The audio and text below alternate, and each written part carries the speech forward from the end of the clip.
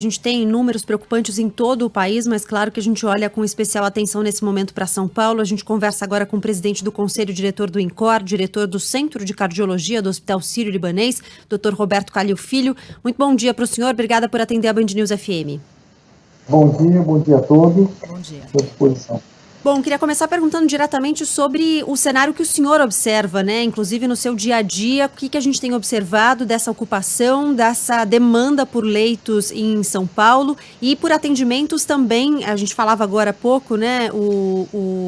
A situação no Albert Einstein é preocupante, inclusive, para quem não tem nenhuma relação com a Covid-19, né? Pessoas que têm outras enfermidades ou que precisam de outros tipos de atendimento. Qual a situação que o senhor pode nos contar deste momento?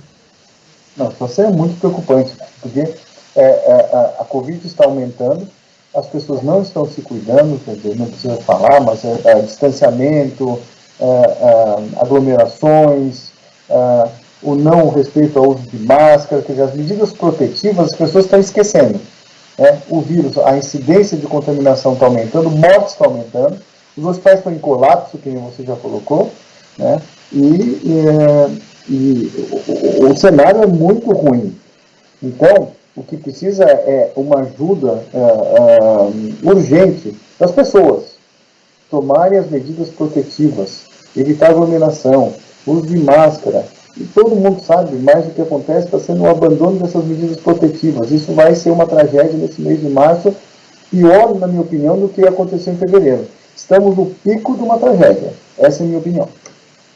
É muito forte quando a gente ouve isso, é muito preocupante e precisa servir de alerta para as pessoas, né? Me incomoda um pouco quando as pessoas escrevem, mas vocês fazem terrorismo e tal. Não, gente, a situação é dramática, é trágico mesmo. Não é terrorismo, veja, o que nós estamos vendo é aumento da incidência das internações. De novo, os hospitais colapsados, tanto a rede privada como a rede pública também aumentando o número. Você veja São Paulo, interior de São Paulo, cidades fechando.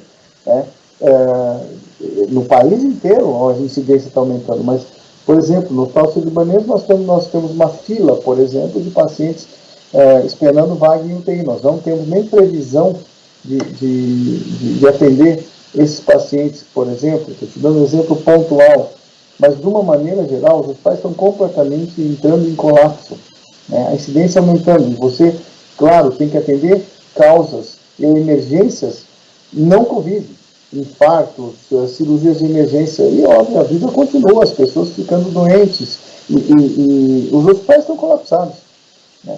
Então, tem que, obviamente, até a vacinação, ela progredir mais, porque por enquanto o número de pessoas vacinadas é pífio, é mínimo, né? Então, até que as pessoas se vacinem, a população em massa se vacine, mesmo com a vacinação, existe um problema. As pessoas que você escuta que já se vacinaram, já me vacinei, eu não vou usar máscara. Não é assim. Você vai se contaminar. Então, independente da vacinação, sim ou não, as medidas de proteção têm que ser seguidas. O uso de máscara, lavar as mãos, evitar aglomeramento. Quer dizer, está numa situação de emergência máxima. O mês de fevereiro já foi muito ruim e o março está começando de uma maneira que pode ser trágica. Então, isso não é terrorismo. Isso é uma realidade. As pessoas estão morrendo.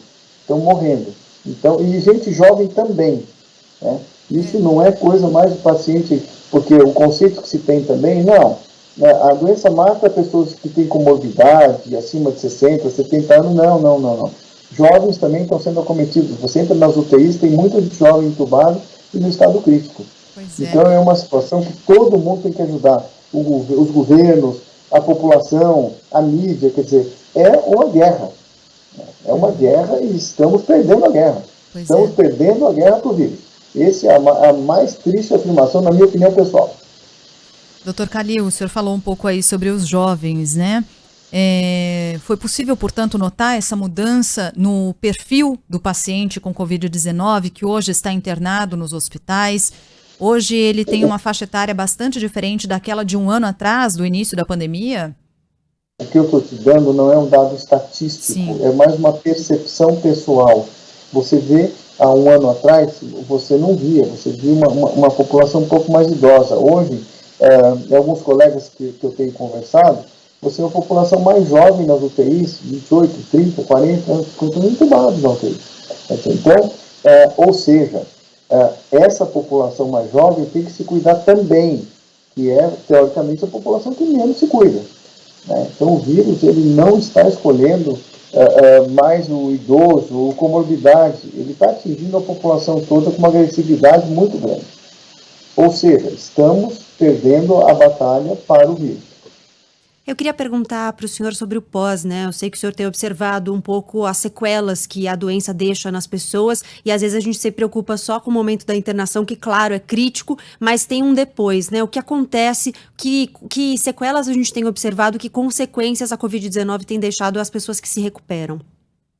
Então, várias sequelas. Então, os pacientes mais graves, inclusive, tem que se conscientizar. Por exemplo, eu fiquei na UTI, vamos supor, o paciente foi na UTI entubado, se graças a Deus se recuperou e foi de alta. Ele precisa ter um acompanhamento médico de rotina, pois podem ter sequelas mais tardias, tanto pulmonares como cardíacas, como agredindo outros órgãos também. Então, a Covid, nós estamos vendo que tem a chamada até síndrome pós-Covid. Então, são doenças pós a fase aguda da doença. Então, não é porque eu tive Covid, fiquei na UTI, e, por exemplo, eu estive alta, eu estou completamente isento de complicações. Não. Eu estava lendo um artigo, até na imprensa, que os pacientes intubados, não me engano que pesquisa foi publicada, posso estar cometendo até um erro, mas não, foi amplamente publicado, que 6 meses, os primeiros 6 meses após a alta de pacientes que ficaram na UTI crítico, 1/4 morreram de outras complicações, 25%, isso é muito grave. Então é uma doença que ela agride tanto na fase aguda como depois. Eu costumo brincar, entre aspas, para os pacientes se cuidarem mais, que Covid é uma doença que mata antes, durante e depois. Então, a agressividade. Então, essa síndrome pós-Covid, essas doenças pós-Covid, elas estão aparecendo, e isso vai ser um problema sério de saúde pública, porque isso vai ser a 4ª, 5ª, 6ª, 7ª onda, sei lá que onda que vai ser, porque, veja, as instituições hoje, elas estão já em colapso atendendo a fase aguda do Covid.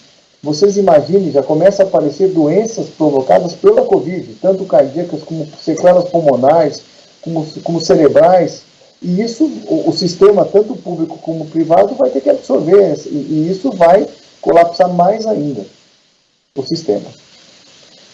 Não é só o atendimento agora, né? Vai ser um trabalho aí de longuíssimo prazo de profissionais da saúde, de instituições da saúde atendendo essas pessoas. Sim.